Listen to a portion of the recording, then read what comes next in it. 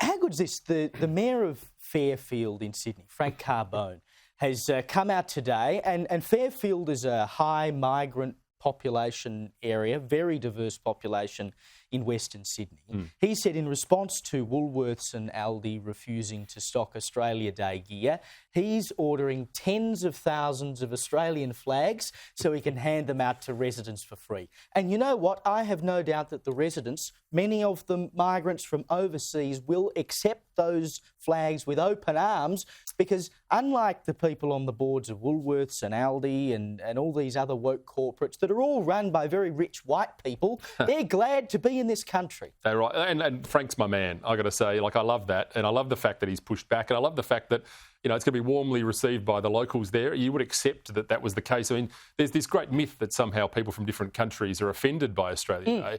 Quite the opposite. I always remember the people that were, probably most active during that period when I attend these Australia Day ceremonies are very much the new immigrants, and that's a great thing.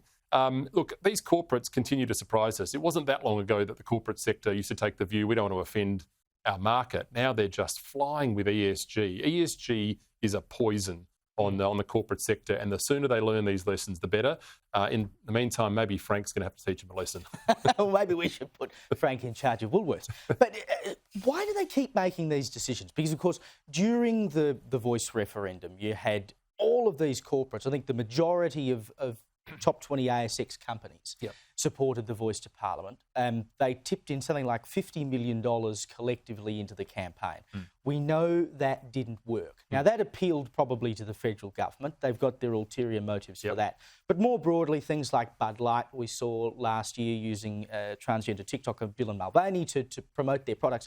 Every time they do this, there's a backlash. So what do they actually gain out of going down this road? That's a great question. Look, I think ultimately this comes from a bigger global push. We're seeing this sort of language of ESG coming out of the World Economic Forum, which of course is going to meet on Monday again to give us more pearls of wisdom, things we should be doing. That's what we need. The place where billionaires tell millionaires how to make the rest of us live. So we'll expect more of that. But look, I think honestly that's where it comes back to. The corporate sector has now been weaponised for a greater push, a societal change push, where what we're expecting out of corporates now is them telling us how to live.